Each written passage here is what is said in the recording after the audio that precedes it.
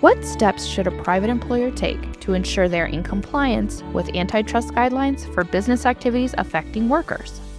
On January 16, 2025, in the last days of the Biden administration, the Federal Trade Commission, or FTC, and Department of Justice, DOJ, jointly issued updated antitrust guidelines for business activities affecting workers.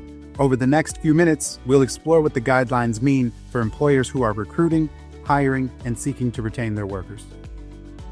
As a threshold matter, it is important to recognize that these guidelines were issued by the Biden administration just days before the transition to the new Trump administration, presumably in an attempt to continue to control policy from beyond the political grave.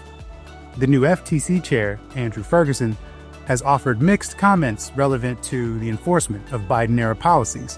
While it appears the new administration is going to be pro-business, Chairman Ferguson has also stated that protecting workers from antitrust violations will be a priority for his team.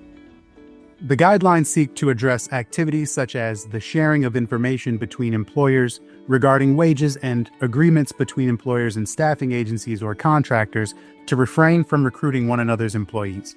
This is something the previous administration viewed as anti-competitive. In particular, the guidelines provide a list of business practices that might, under certain circumstances and in the opinion of the former FTC and DOJ, violate the antitrust laws.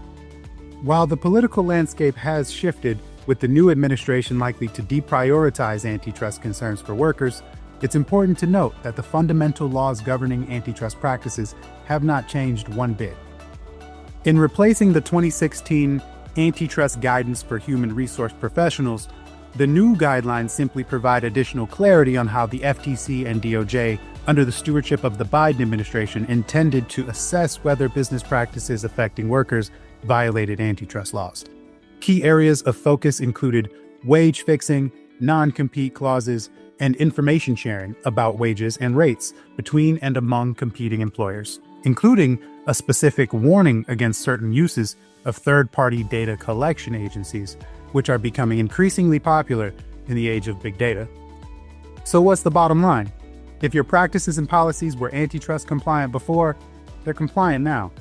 However, notwithstanding the political winds, if employers haven't had the occasion to review and update relevant business practices and policies in recent years, including as it relates to the FTC's ban on non-competes, we at Littler are here to assist you with training sessions and handbook reviews to ensure your practices align with applicable laws.